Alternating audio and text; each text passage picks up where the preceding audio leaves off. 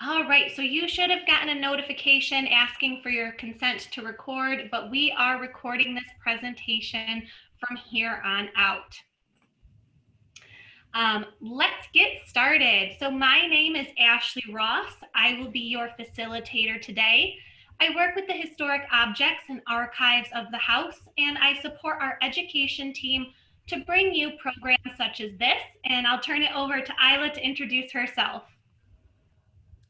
Great, thanks, Ashley. I started working at Applewood in 1985 as an intern while I was getting my bachelor's degree from Michigan State. And I was very fortunate to work directly with Mrs. Mott, for Mrs. Mott, Ruth Mott, until her passing until 1999. So my position requires that I take care of the greenhouses, I grow all the annuals that we plant in the gardens, and the cut flowers, and I do all the flower arranging. Thank you. So today we are going to be talking about floral arrangements, but we want to start out with a little bit of a bigger picture in mind. We believe the enduring legacy of C.S. and Ruth Mott was their extraordinary commitment to civic participation. One way we participate in our communities is by sharing our talents and our interests with the people around us. And an act of kindness or sharing enthusiasm for the things that bring us joy are important parts of building engaging and meaningful communities. One of Ruth Mott's values was to show kindness and good humor. Isla, as the floriculturist who originally worked directly for Ruth Mott here at Applewood, you saw firsthand how she used floral arrangements to be welcoming and show kindness to others. Could you tell us about some of those experiences? Mrs. Mott loved to give away flowers. If she was going to the hairdresser on Friday afternoon, she would ask for a little vase of flowers to take to the hairdresser, or if she was going to the dentist or the doctor, or some of her friends were having a birthday or a little under the weather, she would ask that we would deliver flowers to them. So she just liked to brighten people's day with a little bit of Applewood, and that was really, really special for her to be able to do.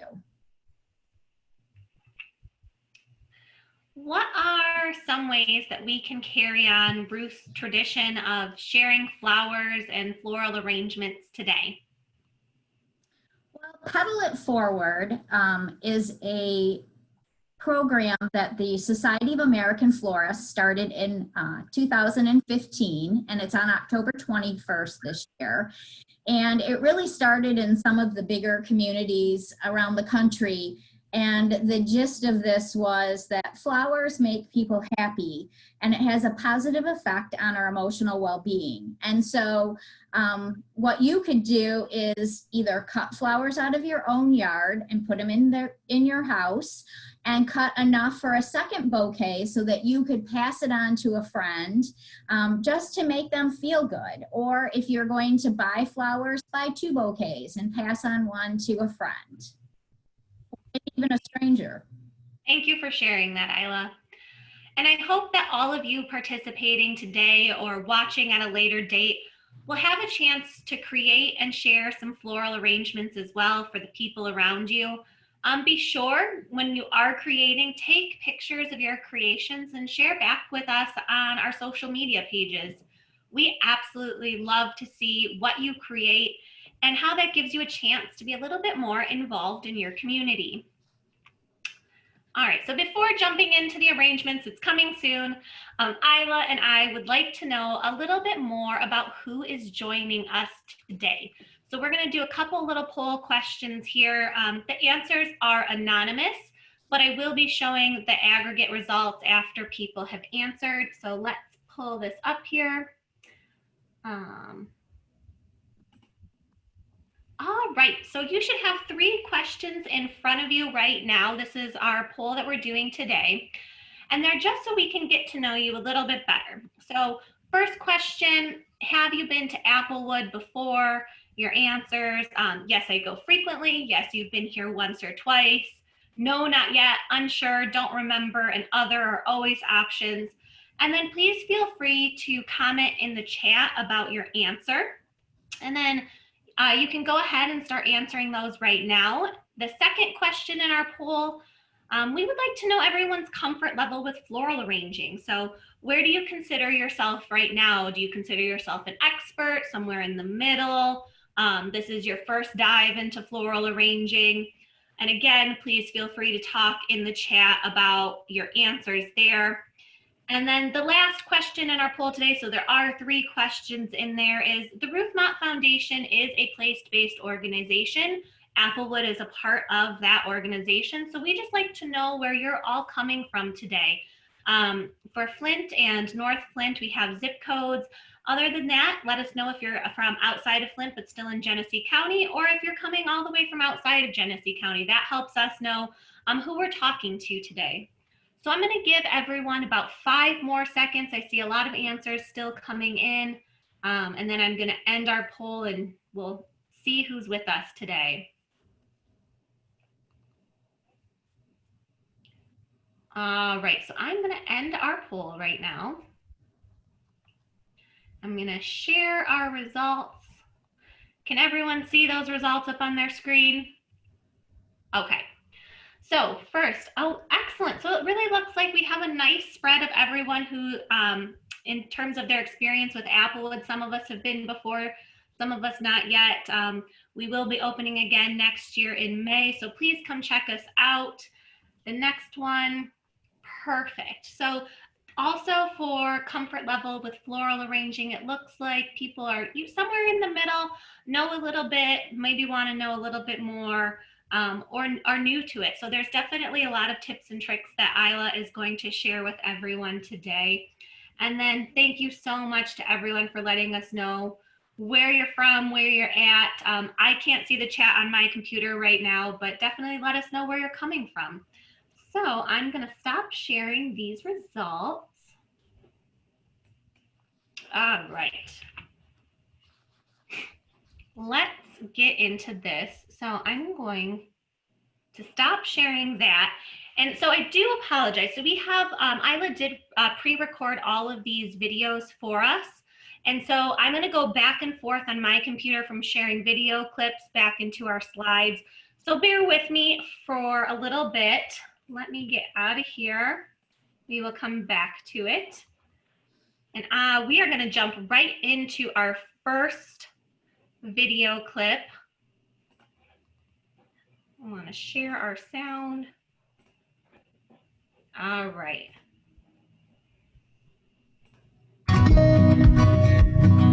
So today I'm going to explain to you how to put together an arrangement for the entryway at Applewood, and it will sit on a little credenza with a mirror behind it. And I'm going to put that arrangement for you together, and I'm also going to show you some examples that I did yesterday and this morning of arrangements that would have been done in August for the house.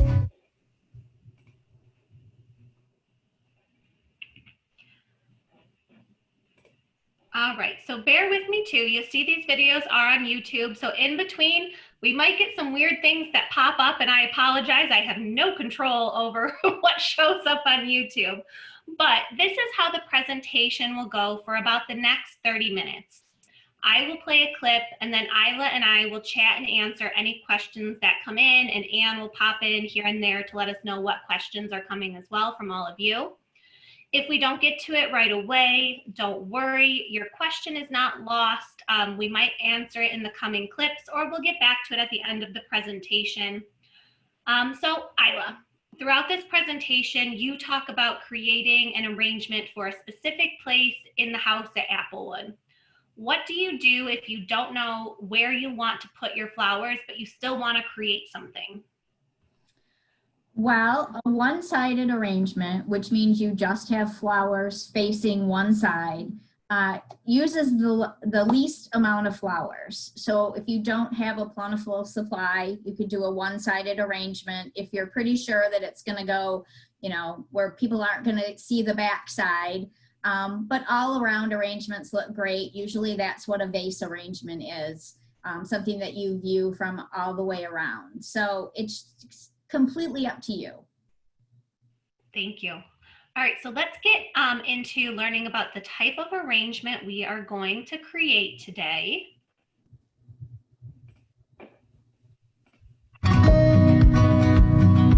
So the easiest arrangement to do, in my opinion, is the one-sided triangular arrangement. And that's what all of these arrangements represent in one way or another.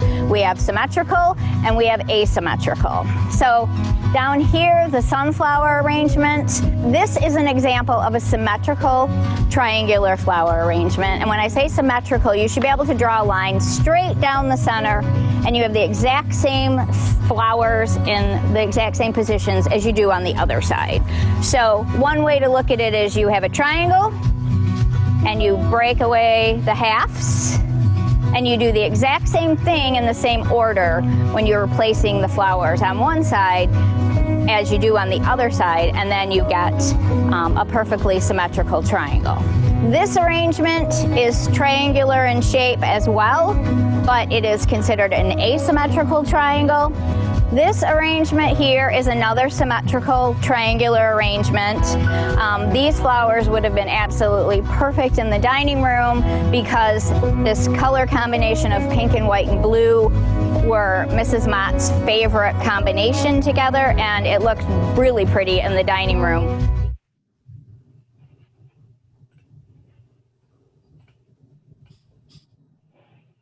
All right, so it sounds like, or looks like, we have some questions that have been coming in. Anne, will you be able to share some of those with us really quick?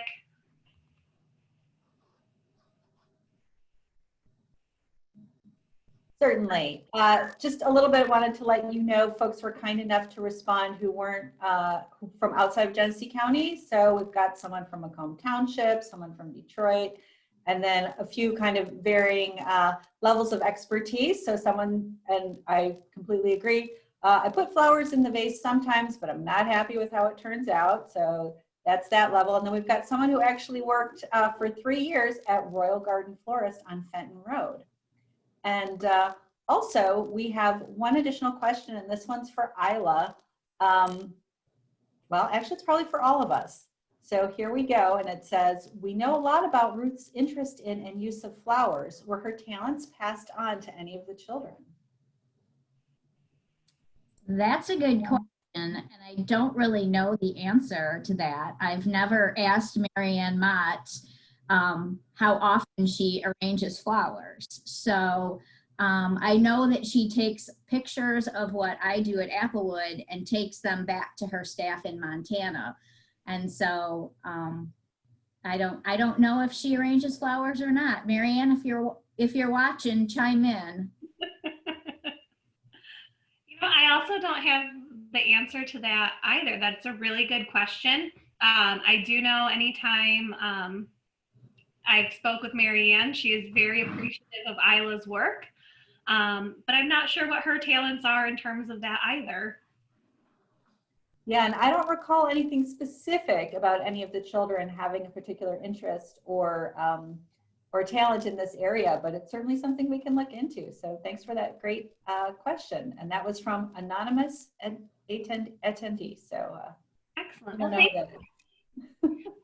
thanks, Anne. So I'll check in with you again later as things are coming in. So there are 4 different types of flowers that you do need to have before arranging. So let's pop this up a little bit so that we can all see what we're talking about here.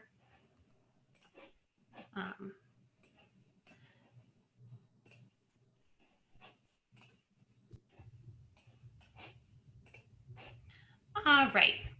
So Isla, can you explain the types of flowers that you need in order to start our own flower arrangements? Okay, well, the first one is a line flower, and it helps if visually it's linear, a type flower like a gladiolus, a snapdragon, a liatris, something that's long in shape. And that's usually what you set your skeleton of your arrangement is with the line flower.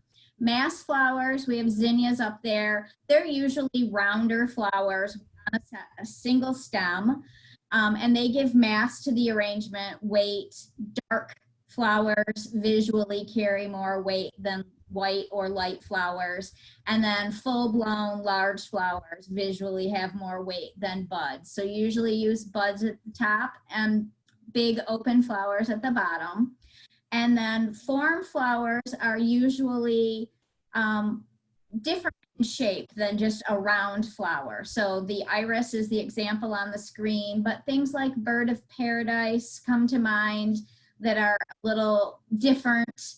And then the filler flowers are, in this example, status, but it could be a lot of different things. Often baby's breath is considered a filler, but it just fills in the voids between line flowers and mass flowers and form flowers. And they're often tucked in a little bit deeper so that they give depth to the arrangement. So you don't necessarily have to have all 4 of these flowers in an arrangement. Often you may only just have 3, but these are the 4 types of flowers that you need. All right, so we do have a video to go along with that, showing some examples.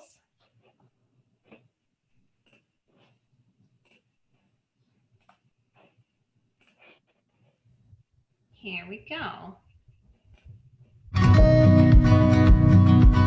So we have the line flowers are this beautiful Lobelia syphilitica.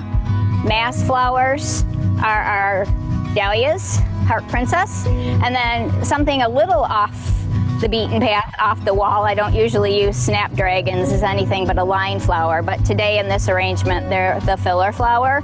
And then I've greened it with the Springeri. So something a little bit different. In this Bird of Paradise arrangement, I've actually used Chef Lara leaves, and they make a nice green too. I picked that for this because they're a little more tropical.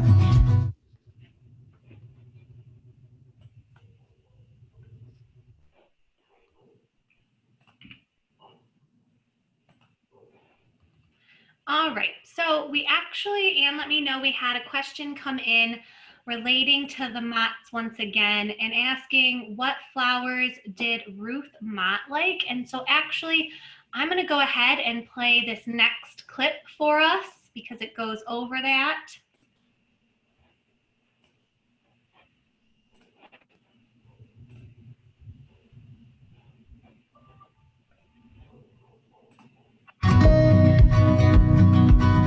The delphinium, definitely a plant of merit.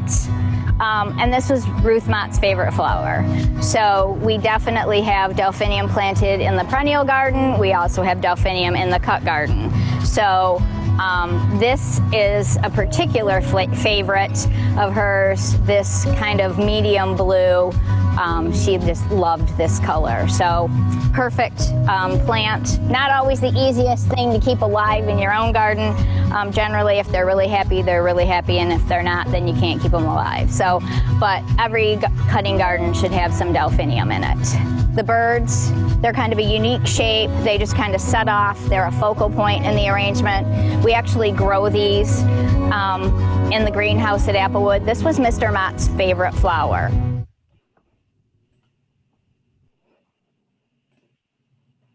All right, let me get back to our slides here really quick.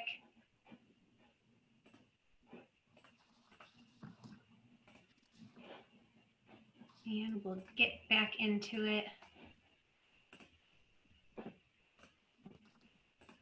Awesome. So, Isla, I know the Motts love to share. We talked a little bit about that already. Can you tell us a little bit more about how Ruth Mott, Mrs. Mott, shared Applewood with visitors?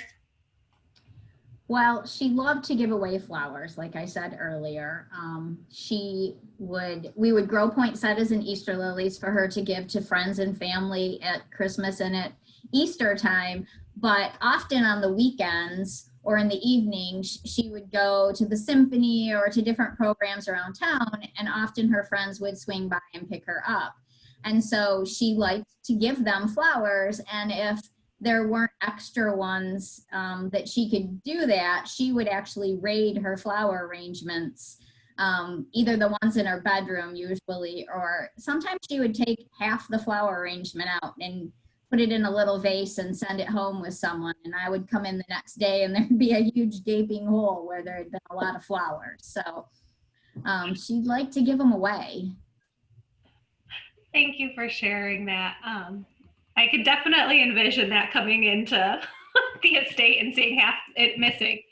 All right, so now let's go over the tools that we need to make an arrangement. So let me get that video up and running for us really quick here.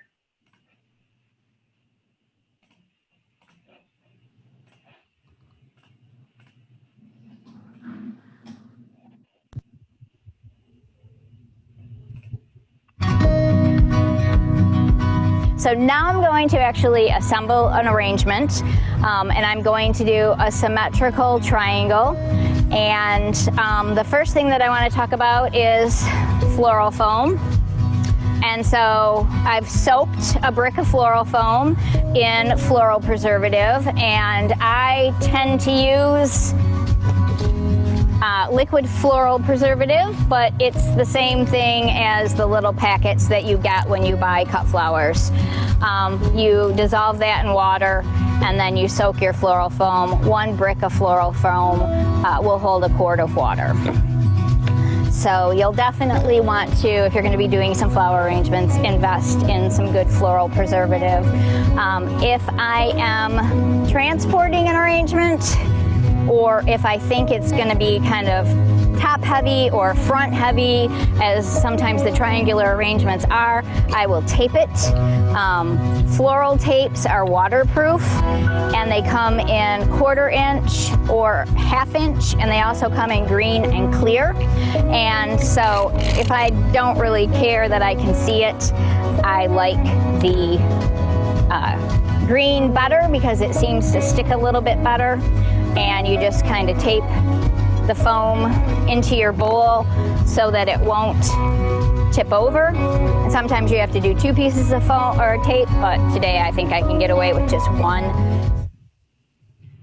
All right, so while I'm getting the next part ready, Anne let me know that there's 2 questions that have come in. So Anne, why don't you go ahead, share those with us, please? Sure, and now it's 3 questions. So great, thanks so much everyone for interacting with us. This is awesome. So the first one, it sounds like a technical question to me because one of these words is in quotes, Isla.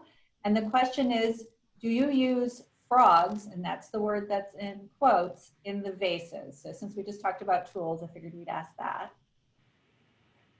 I do use floral frogs.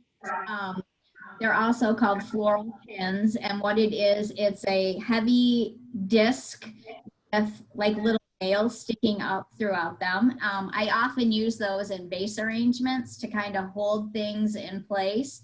And we also have some that are like a grid work. I should have brought them with me today to show, but they're like a grid work, and you slide the stems into the little squares, and it sits on the bottom of the vase or the container, and it holds things in place. So I definitely use floral frogs because they're nice and heavy. They also will give weight to the arrangement. So I often use them as counterweights on the back of the arrangements. Thanks, Isla. And another one, how many arrangements are there in the house daily? So, you know, one, I realize we're closed right now, so maybe this is a little bit more about how many did Mrs. Mott have, and then obviously we can answer when we are open, how many we have in the house. Well, when we are open, we'll have up to 5 fresh flowers, live flower arrangements in the house. Some of the areas of the house currently, we just put fake flowers in for various reasons. When Mrs. Mott was alive, she often had house guests that would stay in various guest rooms. And if it was, you know, summer, prime, cut flower time, there could be 15 or 16 fresh flowers arrangements in the house at all times. So it just depended on what was going on, who was visiting, and if Mrs. Mott was entertaining. Great. And then one more quickly, I don't know if any of us have any direct knowledge of this, but did Ruth or CS do any hands-on work in the flower gardens? But this person is really talking about like work, right? So for example, planting, weeding, and deadheading? I don't remember hearing about Mr. Mott. I know he spoke often of walking around with the gardener in his diaries and what was blooming. You know, back to the bird of paradise, Mr. Mott would cut them out of the greenhouse and take them down to his office and give them to specific people. But I don't know about ever weeding or planting. Mrs. Mott was very involved with what flowers we were growing early on, but I don't know of any hands-on work in the gardens. Great.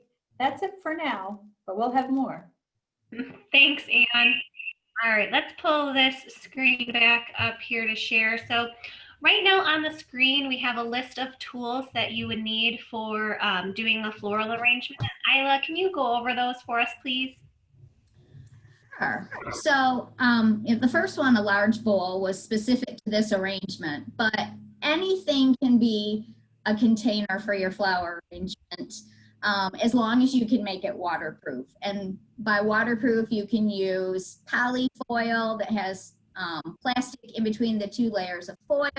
You can use vinyl. You can use a little like cottage cheese or a Cool Whip bowl to sit inside. You can use baskets. You can use vases, bowls. The strangest thing or most unusual thing I've ever used for a container has been a live pumpkin that's been gutted, and then you put the floral foam in it. The one bad thing about live pumpkins is they tend to get fuzzy inside, so a fake pumpkin works just as well.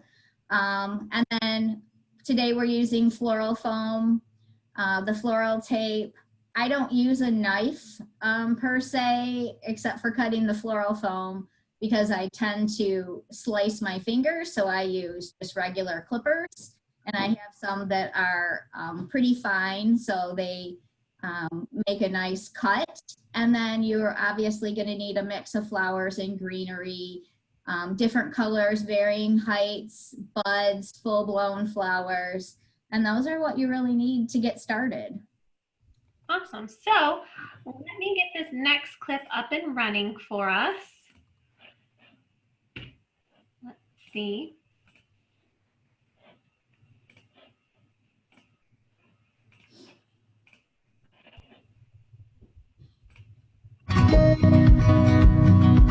Make sure that when you cut your flowers, you cut them in the morning or the late evening, and you condition them in water with floral preservative, and you put them in a dark, cool spot overnight so that they suck up as much moisture as they can, and then in the morning you're ready to do your flower arrangement.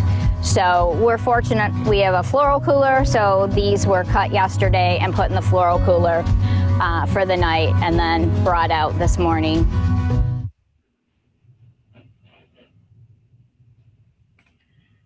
All right. So that's a lot of information that we've been going over. And have any other questions come in? Of course they have, because we've got a great engaged audience with us today. So one of the questions is about cutting the flowers and wanting to know, is it best to cut the ends to different sizes when you're creating an arrangement? To different sizes. I'm not really sure what they're. Maybe different heights? Yeah, you should definitely cut, you know, obviously your outer flowers are going to need longer stems than the ones that are going to be closer to the center, but you want to make sure that you always start with a clean bucket and fresh water. If you're cutting very woody things like roses or some of the shrubbery, you want to use hotter water. Most flowers you would use kind of a lukewarm water temperature. You put them in a clean bucket with some floral preservative, and make sure that you cut your flowers on an angle so that they don't seal themselves to the bottom of the bucket when they're standing up in there.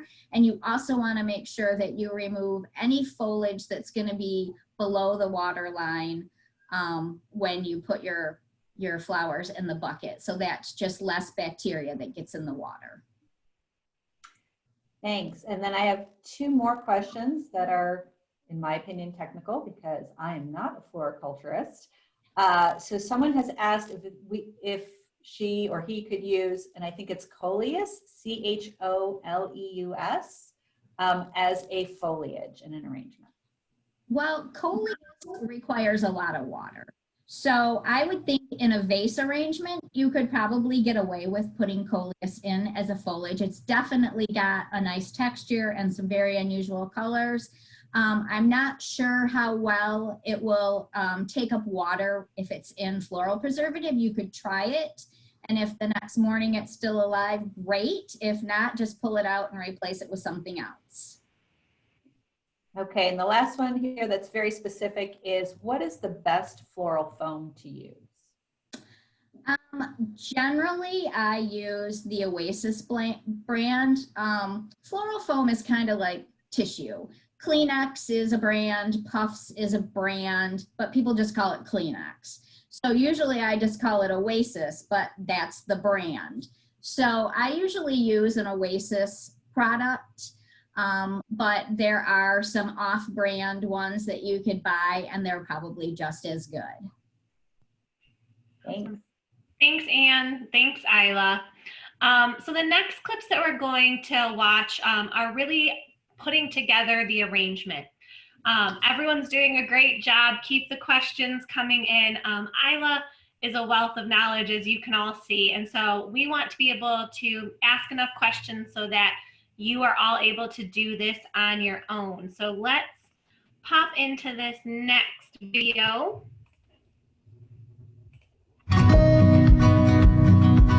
I've chosen this lobelia vendreriensis, to be the line flower. Ruth Mott liked flower color combinations. Pink and blue and white was one of her absolute favorites, but she really liked arrangements that had at least 3 colors in them. If I would do an arrangement that was just 2 colors or monochromatic, she would offer suggestions of other colors that could go in the arrangement, because she liked at least 3 colors in an arrangement. 3 colors, I'm good with that. The elusive blue cut flower, these are pretty blue. The delphinium's pretty blue. There's just something about a blue cut flower or a purple cut flower when you put it in combination with other colors that just makes it pop. And so we grow a lot of purple and blues just for that reason, because it does just kind of set off the other colors and other flowers in an arrangement. So what I do when I do an arrangement, especially if it's symmetrical, is you got to make sure that your flowers match up.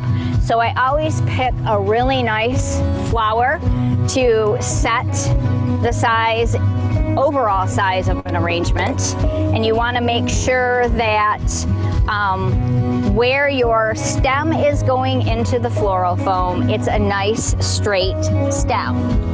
So I have this lovely example of the snapdragon who has this crook in the stem, and if you put this in, it's not going to be secure. It's going to wobble all over. So you want to make sure that the flowers that you're using have nice straight stems, and there are no pieces of greenery or anything attached to the stem. You want to make a nice sharp cut. I don't use a knife because I would not have fingers. And you want to put your stem into the arrangement at least an inch and make sure that it's, you know, not going anywhere. So that is going to be the height of the arrangement. And then the next 2 flowers that you choose are going to be what sets this overall side, the overall width of the arrangement. And so you try to find 2 flowers that are as much alike as they can be. So these are pretty similar. This is the width of our arrangement. This is going to be our overall height. And you just take your line flowers and build the skeleton of your arrangement and go from there. And then the other thing that you're going to have to determine is the front part of your arrangement. How far is your arrangement going to stick out? So you always want to make sure that whatever flower you place down here gives you a nice arched curve so that you don't have a drop off. So pick a flower. Usually I pick a flower that tends to point down. And so as I'm putting these together, you can really start to see the triangle. We have one triangle here, and then we have another triangle here. And so whatever I do on this side, I'll immediately do on that side to keep it symmetrical.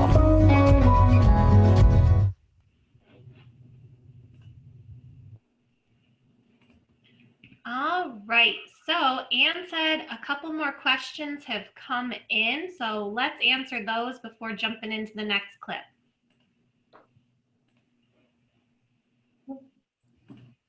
Sorry, trying to get my video started. So these are a little more broad, but Isla, this one is decidedly for you. Describe the traits of your most favorite arrangements that you've created, and what were they for? Oh boy, that's a one.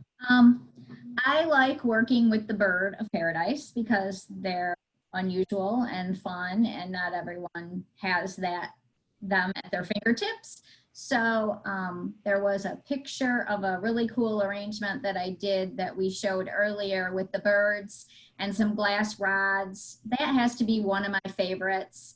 The dining room at Applewood can seat up to 22 people. So it's always a challenge to do a really long arrangement. Thank you, Ashley. A really long arrangement.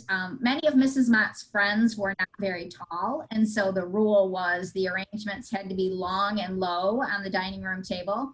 So it was always a challenge to see if you could make an arrangement that was 4 or 5 feet long, but only 10 inches tall. So I miss doing the arrangements on the dining room table. They were always a lot of fun. That's awesome. And also, like, who knew all of her friends were on the shorter side? So great Well, trivia. not all of them, but many of them. Right. So if anyone's on Jeopardy, you now know the answer to that question if that one shows up. The other question, and it might be for more of us or perhaps just Isla, says that the Motts had the greenhouse for the winter arrangements, but did they also purchase from local florists when outdoor flowers were not available?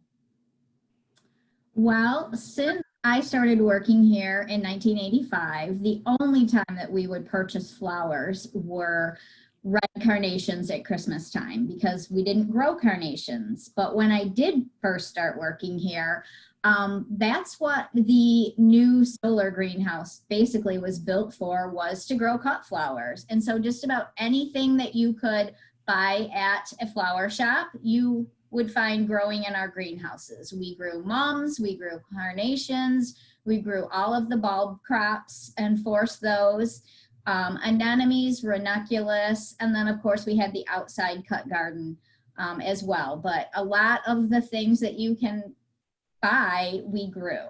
So that was pretty fun, but we didn't buy a lot of things. Awesome. Thanks, Isla. Awesome. Thank you. All right, so let's jump back in and we are going to learn how to do the next part of our arrangement.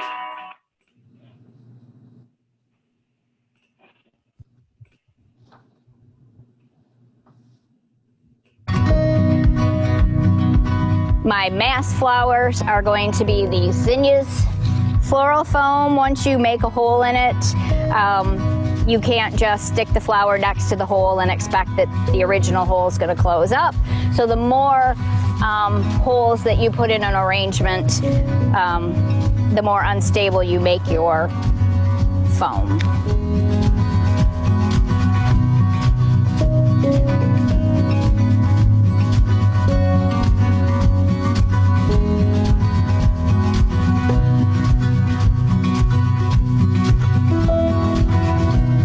Okay, so I've placed the line flowers and the mass flowers.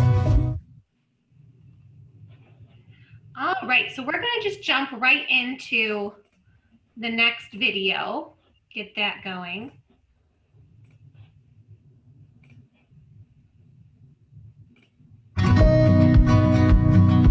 So now I'm going to add some of the white statice as a filler. One thing that I really struggled with in adding fillers when I was learning how to do flower arranging was I tended to put everything in the same plane, and it's nice to have a little bit of depth into an arrangement, and that's what your filler flowers do. So I had to really learn how to give some depth to an arrangement. So this white statice will lend itself very nicely to just kind of adding kind of a spark and a depth. Statice have some very unusual shapes that they grow in, and so this one is kind of a triangle in itself, and one side of your arrangement it'll lend itself better to the other. So try to put it where it's going to look best, and don't try to put it on the other side because it's never going to look right. So you'll have another piece in there that'll work on the other side. You just fill in with your filler flowers into the spaces that are between your mass flowers and your line flowers, continuing to put in the filler flowers and trying to keep everything on one side the same as the other side so that you keep the symmetry, although sometimes it's hard to find exactly the same shaped flowers. Plus, the more flowers that you put in, the less greens you have to put in because you've just taken up all the space.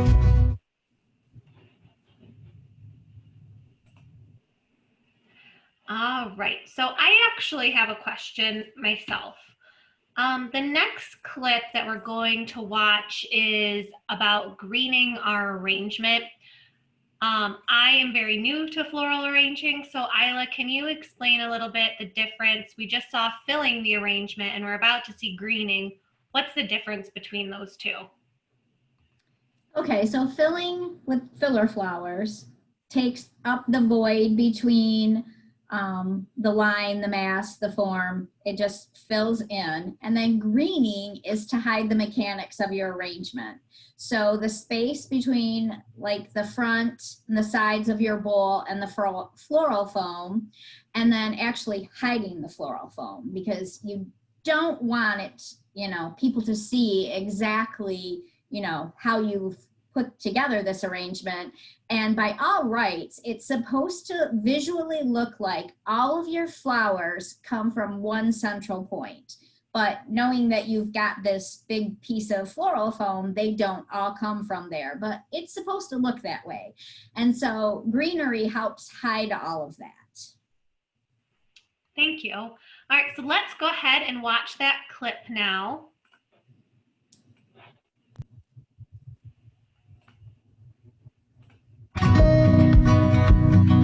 So the greens that I chose today are eucalyptus. This is silver drop, and this is an annual that we grow in the cut garden. It will get about 4 feet tall in one season. So I'm going to use that, and then I'm also going to use Pachysandra to green. A lot of people have this in their landscape. This is one of the absolute most versatile plants. If you're going to put in some ground cover and you like to do flower arranging, plant some Pachysandra. It's this beautiful glossy green. It will have like 2-tiered, sometimes 3-tier if your plants are older, umbels. One little umbel of a Pachysandra will actually take up a lot of space in an arrangement and green a great big area with the stem right next to the flower stem. So it doesn't take up space, because the worst thing when you're arranging is that you put the greens in and then you realize, oh, I want to put a flower there. And then you have to take it out, put the flower there, and then re-green. So this way, if you put your Pachysandra in right up against your line flower stems, then you get a jump on covering your whole piece of oasis with greenery. So I've placed the line flowers and the mass flowers and started started to put some greens into it, the eucalyptus. I just want to warn you that the eucalyptus is sticky and kind of smells like eucalyptus. So if you don't like that smell and you don't like the stickiness, you might not want to use it. So the whole point of greenery is to hide the mechanics of the arrangement, which is the floral foam and the bowl, but it also is there to give some texture. So sometimes you can use plants' hosta leaves, give you some great variegation and a different leaf shape than you might have from some other foliage, and they do really last a long time. The nice thing about Pachysandra, as I explained about the umbels, is it lasts a really long time, and you can actually save this from one arrangement to another and reuse it. Just make sure that you cut the stem, recut the stem before you use it, but it does have tremendous lasting power. And fortunately, Applewood has a lot of Pachysandra, and so it's super easy to go cut some when you need to do an arrangement. So you just want to make sure that you cover the floral foam. So once you kind of get the floral foam covered up with your greens, and you finish putting in, put a little bit more Pachy in, and then I can put some more eucalyptus in. Then I'll finish up with a little bit more status, and then this arrangement will be ready to go into the house.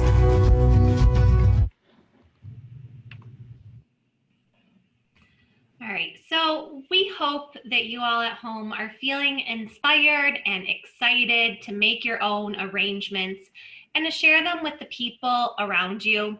We're about to watch the last clip, and as we do so, try your best to spot the symmetrical triangle shape, identify the line, the mass, the filler, and form flowers, and see how the arrangement has depth.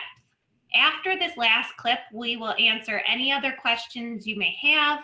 And just a quick reminder, we will be posting the survey link in the chat box. So please make sure you click and complete the survey before you log off. So let me get this last video up and running for us.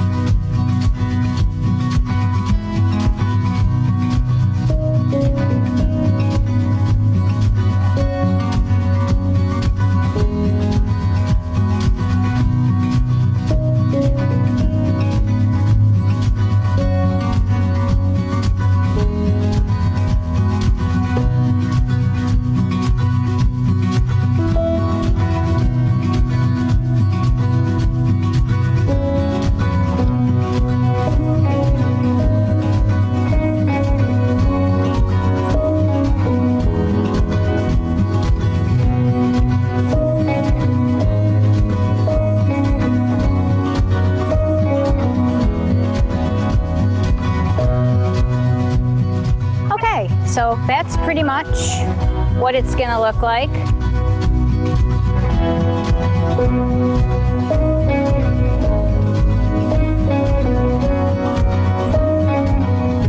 And then I would top it off with water, make sure the bowl is full. Flowers, especially the first couple of days, will drink a lot of water. Still don't want to put it anywhere where heat or even air conditioning is going to blow on it, because it's going to dry things out much quicker. So there it is.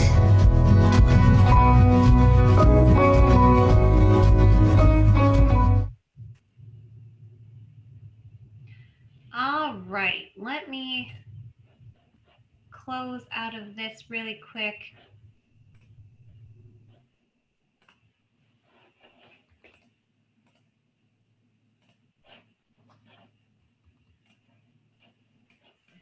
And pop back in.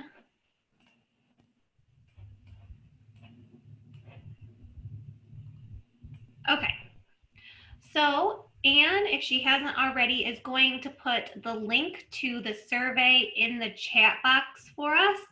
But we're going to open the floor to any last questions now. But before we start answering, sorry, I already said that. We already put the survey in the chat. Also, a reminder, Pedal It Forward date is October 21st this year.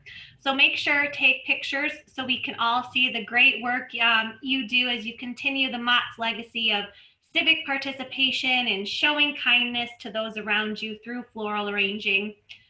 Thank you so much, Isla, for sharing your expertise with us today. Isla will be retiring, a much-deserved retirement at the end of this year. So being able to collect as much knowledge from you as possible right now is truly a gift. So Anne, welcome back. What questions do we have? Sure. So thank you, first of all, to those of you who are putting some nice comments in the comments and really praising the today's program. So thank you so much for that. We have several more that, one that have just come in or that seem to be more general, and so we're waiting till the end here. So one person is asking about, hey, I'd really like to know how to grow those delphiniums. And so I don't know if you have a source you could maybe point us to, Isla? Well, there's a wealth of information on the internet about growing different things. Delphinium don't like clay soil. They like nice loamy soil. So if you live somewhere where you have clay, you're going to have to do some amending. It's, you know, I have spots at my own house. I have clay soil that they do very well in, and then other areas that they don't. So it's a lot of trial and error, but delphinium are worth the trouble, in my opinion. And check out what the internet has to offer on directions for growing them. Right. We have a very specific one. Do you hide the floral foam if the arrangement is in front of a mirror? Well, you can see this arrangement that's up on the screen, and usually in this instance, the mirror doesn't really show the mechanics of the arrangement. So I don't even green out the back of the arrangement because the mirror is up high enough that you don't see it. But you do kind of get that double effect when you photograph. You're seeing the back side of the arrangement or the back of the flowers twice. So sometimes that's a challenge, but sometimes that just adds more to the arrangement. Great, thank you. And then, I don't know if I'm going to pronounce this correctly, but I know this is certainly something that folks are into right now. The comment says, I'm a big fan of, is it Ikebana? Is that how you pronounce it? Or Yeah. Can you talk a little bit about asymmetrical arrangement? Well, this is on your screen an example of asymmetrical, and you basically just put, this is wheat celosia, that's the line flower, and then the two dahlias, the big purple ones are emery Paul, and then the smaller white ones are sterling silver. And they're both historic. They were the same varieties that were grown here probably back in the 70s and maybe even earlier. So the asymmetrical, you've got your triangle is not a symmetrical triangle. It's more of an isosceles triangle. And so you basically just move over from the center to the left and put your line in, and then the side comes off the front corner, and then you just build from there. Great. I'm just going to do a quick run back through all of the comments. We don't have anything more in the Q&A, but I just want to make sure there aren't any more questions that we've missed in the chat. Excellent. It looks like we got everything. If anyone else has any more questions, feel free to shoot them our way and we will do our best. Thanks so much. Oh, of course, one popped in now. Perfect. No, not a question, just another thank you. Very nice comment. So well, and I want to throw out some thank yous too. Samantha, thank you for doing our sign language for this. And I want to thank Ashley and Anne for participating in this, the collections team, Carrie found some wonderful archival pictures that we've included in this production. There's a great one of me a long time ago. I looked really young. Malcolm did an amazing job filming this and editing it. Ashley, you did an amazing job jumping back and forth, and Anne with your interjections of questions. The program team at Applewood for asking for this to be a program this year. And I also want to shout out to my assistant, Vicki. You've been my assistant for so many years, and you're always right there helping me set things up and fetching things and all the help that you give me. And I am tremendously thankful. So thank you. Thank you, Isla and Samantha. Thank you, everyone else. Thank you all for joining us today. We hope that you have a wonderful afternoon. Please make sure you fill out the survey. It will also be emailed to you. Remember to share back the arrangements that you made. This was recorded today, and so as soon as the recording is available, we will be sharing that back out on our website under our virtual programs and also on our social media networks. So thank you again. Have a great day.